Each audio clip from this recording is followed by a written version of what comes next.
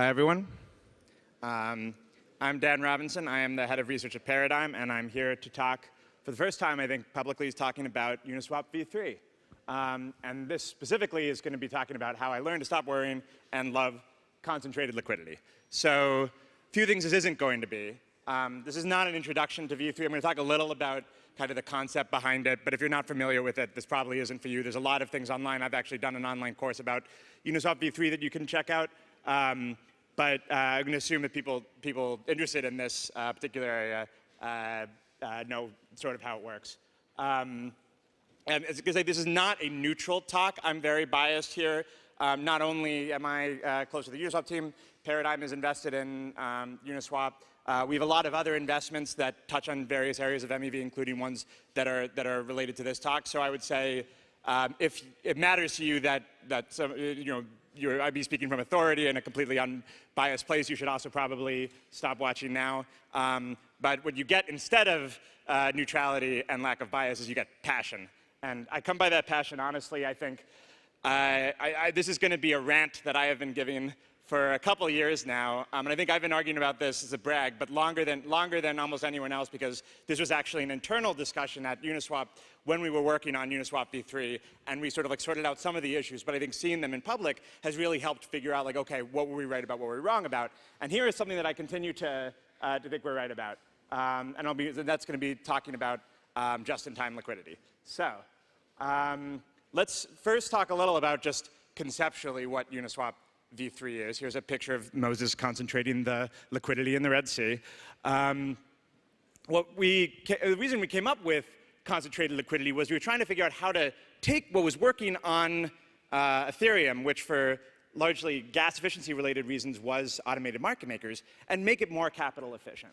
And so this actually, the origin story of Uniswap V3 was thinking okay, how do we actually take what's in Uniswap V1 and V2 and avoid this problem of capital efficiency. So the solution to that is to start with this famous reserve curve, x times y equals k, and translate it down and to the left for each individual liquidity provider, so they're only providing across a certain range of it. And then here you can see that they can just provide that.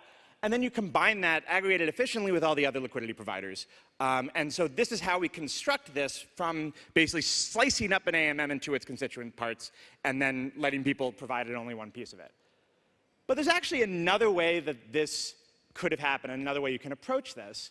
And so imagine we had actually started with a normal central limit order book. This is just how most exchanges historically have worked, and it's a design that evolved over centuries toward what, again, I think is actually a fairly efficient mechanism for this. We'll take it, but we're going to make a couple small improvements.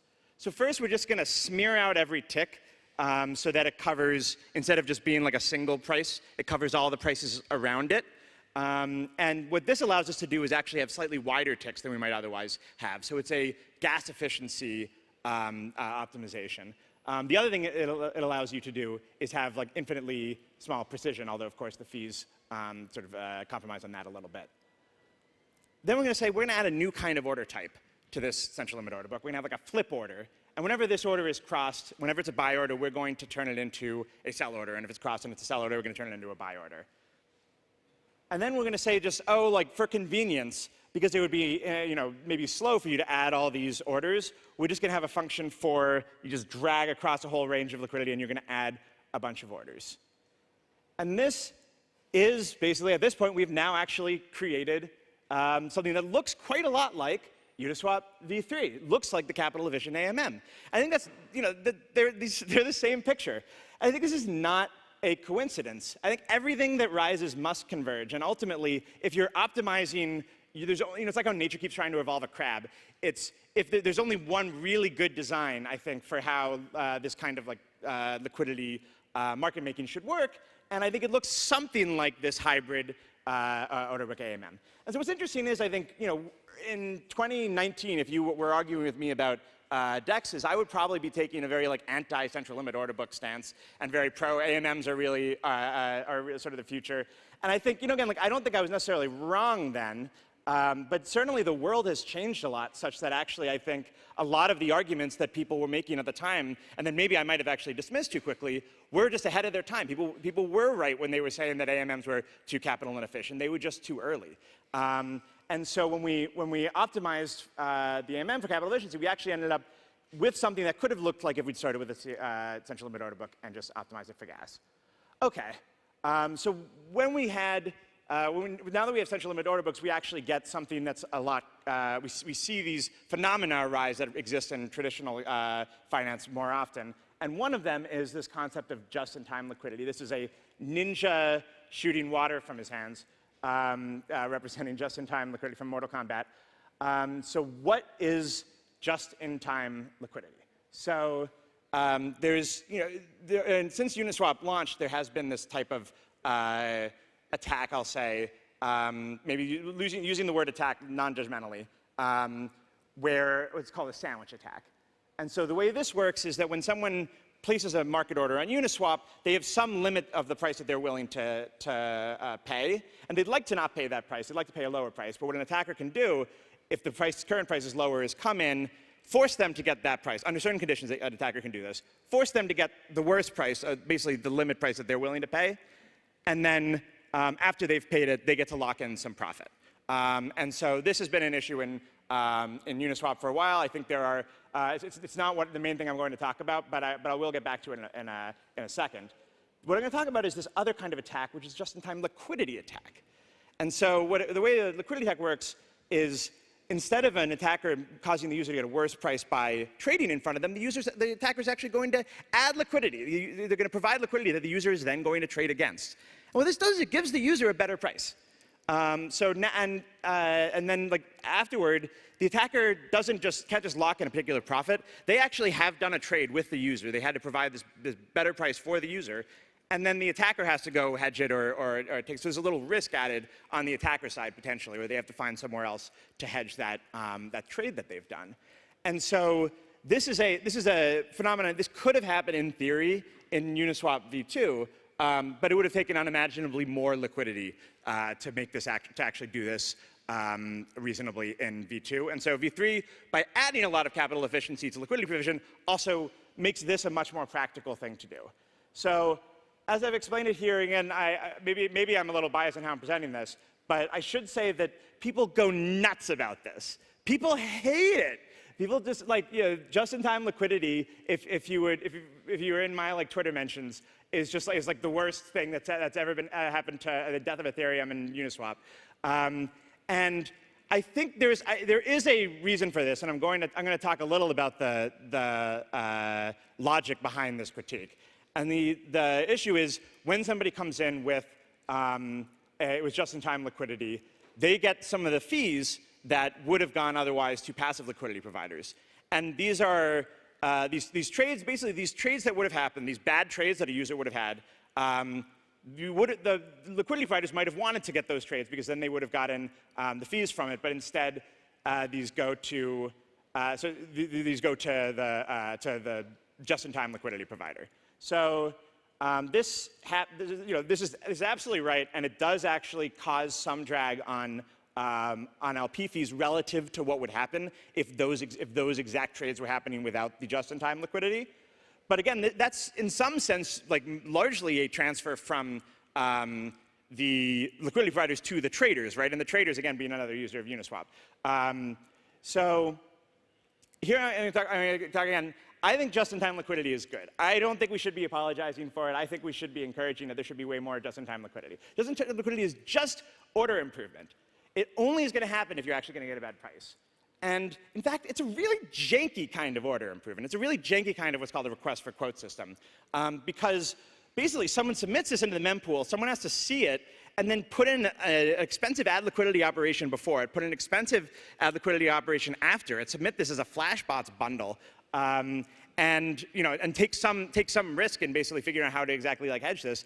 It would only really happen if actually it's going to be a really bad trade for the user. And so this is like a really janky way, or you could think of it as a janky aggregator, because if there's good liquidity available somewhere else, someone might actually JIT it and route you to them. But you could think of it as kind of like a safety net for the user, where if they're trading on Uniswap V3, they're not going to get it. So this is you know, this is how I see JIT. Another important thing, though, is I think it's also people are way too confident about how much of this is actually happening. And so if you saw Peck on my angry tweet slide, a lot of people talking about, oh, it's like drained all the fees from V3, and if you go there, you're just going to get wrecked all the time because of JIT. I put this poll up last night, and I did the analysis. It's actually about less than 0.5% of volume actually happens against JIT. That's not nothing. And this is really out there. It's really happening in the world. There is just-in-time liquidity going on Uniswap V3, but at least right now, it is not a very significant percentage of volume that's actually going through this. And what's particularly perverse, I think, about this is that there actually is a problem, and this has been a problem on all on-chain DEXs really since it started, which is slippage. Which is the user getting a worse price than the price at the beginning of the block when they're submitting their trade. And this is not. I think it's about 21% of prices actually have a worse price. This is not all, I would say, like front running. Some of it could just be the price has moved. Certainly, it's not all sandwiching. But this is a much more significant thing, and I think it's perverse for people to be saying, oh, like users are getting too good a deal on Uniswap V3. It's just too easy out there for the user. They're getting jitted and they're getting better trades. It's good for passive. I think sandwiching, which technically I think is positive for passive liquidity providers because it's adding a bunch of fees that they're getting, is a much more significant phenomenon. And in some ways, these things are opposed. These things are opposites. Where actually, I want people to think about JIT not as another kind of sandwich attack, but almost the inverse. It's really a way to say, like, the user's going to get a particular trade and saying, I think I can give you a better trade. And that is, I think, what we actually need to have going on. And I think that's ultimately where the market is going to go, where the industry is going to go, and the DEX space. I think, look, you could just turn off JIT liquidity. You can prevent people from withdrawing liquidity in the same block in which it was deposited. There are some complexities to how it's implemented, but I think even if we could, I don't think we'd want to, because what you're doing there is you're just saying, like, you can't actually provide this liquidity for a user on Uniswap V3, but you could provide it at a router layer. You could actually build a router that provides exactly the same thing, but more gas efficiently, and then users can just use that. You could do this. People could go to an aggregator, and ultimately, if people are getting bad prices on Uniswap V3, then maybe they're going to go to aggregators. They're going to go to RFQs, and that's going to be worse for passive liquidity. It's going to be worse for the Uniswap ecosystem. So it's kind of, I said it was a safety net. It's a safety valve. It really says, look, we're going to actually fix some of the bad trades that might happen if someone is just naively sending liquidity to Uniswap, and that's good ultimately for people having confidence that they can actually just send their volume to Uniswap. So look, I don't think we can fix this by just disabling features. We're not going to fix this by going backward. You can't stop this progression of what's happening in the industry, but you can change it. And so again, I think I care a lot about passive liquidity. I care a lot about AMMs. There's, like we said, there's like 0.5% of volume that's going through this, but that's not the volume you should be worried about missing. The volume you're worried about missing is volume that's going through aggregators. That's 15% of DEX volume is going through an aggregator. Then there's 85% of crypto volume, which you will not believe this. It happens on a centralized exchange. What people do is they go give their crypto to somebody, and they give it up. They give it to somebody, and then they have to go trade it on a website, like it's 2014 or something. I care about DEXs, and so we just can't be worse at this stuff. And look, ultimately, I think in 2019 we were in the Garden of Eden, where something like Uniswap V1 could really thrive and was a major improvement. We're getting to a point, I think, where it's not that simple anymore. We're actually entering a real world where liquidity is competitive, where trading volume is competitive, where you have a lot of sophisticated players, and you're not going to be able to return to the Garden of Eden just by basically disabling your own features, by making your exchange intentionally worse. Ultimately, it's going to be a war out there for liquidity. And so I think you do need something that can, if you want to actually protect passive liquidity providers, you need to change the structure of how it works. And I don't have time to talk about it now, but that's one of the major things that I've been thinking about, is how do we actually really protect passive liquidity providers? How do we do it in a way that isn't just shutting our eyes and saying and hoping that we get this liquidity? I'm sorry, I think if you're working on DEXs, you sort of have to want the best for the swapper. You have to want, when the user sends you a trade, they're trusting you. You have to just care that you're giving them the best possible execution. It has to be right that you are. And so if you're again, just, I think you don't deserve to actually survive as a decentralized exchange if you're not really able to cope with that kind of competitive pressure, because it's what the user deserves. Cool, that's all I've got. Any questions? Yes. So I see Uniswap V3, it has been working to increase that speed, like sensitivity. Yeah, it's pretty better. Hello. So we have been working on V3 and products on top since the beginning, and I find it very interesting how it evolved, because I feel like right now it's way more looking like a centralized or order book based exchange than an AMM. And with the release of the new product that we are doing, basically what you said, it's very important, because what we want is the best execution for the user, rather than the liquidity provider not taking fees.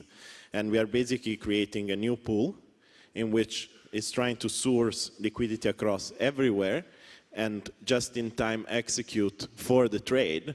And what do you think this can change aggregators? Because I feel like aggregators are obsolete at this point, because they can't see the real execution at the time, because it's on the mempool, it's just flash bot. And how do you see the future of aggregators with just-in-time liquidity?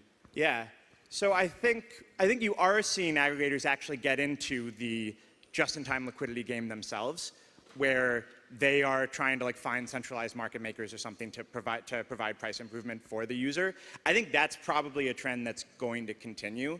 And I think, yeah, like I said, JIT liquidity on chain is incredibly janky. Like, you'd never choose this. You never design your system so that like somebody had to place, and it's much more expensive to place an order on Uniswap and then remove it than it is to like settle this thing just peer-to-peer between you and the JIT, between the trader and the JIT. So I think ultimately, yeah, they probably can't see that JIT. I think it would be nice, actually. That would be wonderful if actually this was a competitive mode that prevented it from being aggregated. I don't think it is. I think ultimately, like, they can provide order improvement off-chain, like potentially even better, or certainly better than the JIT that's going on chain. Other questions? So how do you see, now it's sub 1% you said, the JIT, and do you think you will have to protect the LPs in the future because it gets very big, or do you have an oracle about the future? I don't know. I think it's been fairly steady since this started happening. I think I did some of the numbers on it. I don't think it's necessarily rising. I don't think this particular thing of JIT liquidity on Uniswap V3, I think, again, like I said, it's a hacky solution.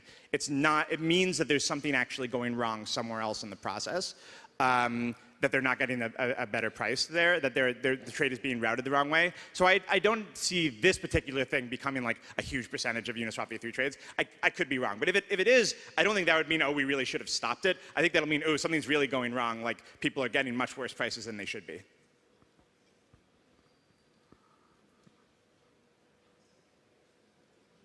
Any other questions?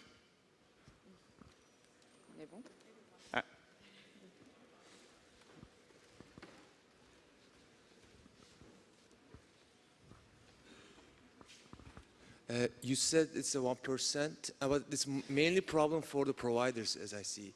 And is there like any, like, did you track any backing from the provider side after the JIT is like more public? You show the Twitter backfire, but is it in reality?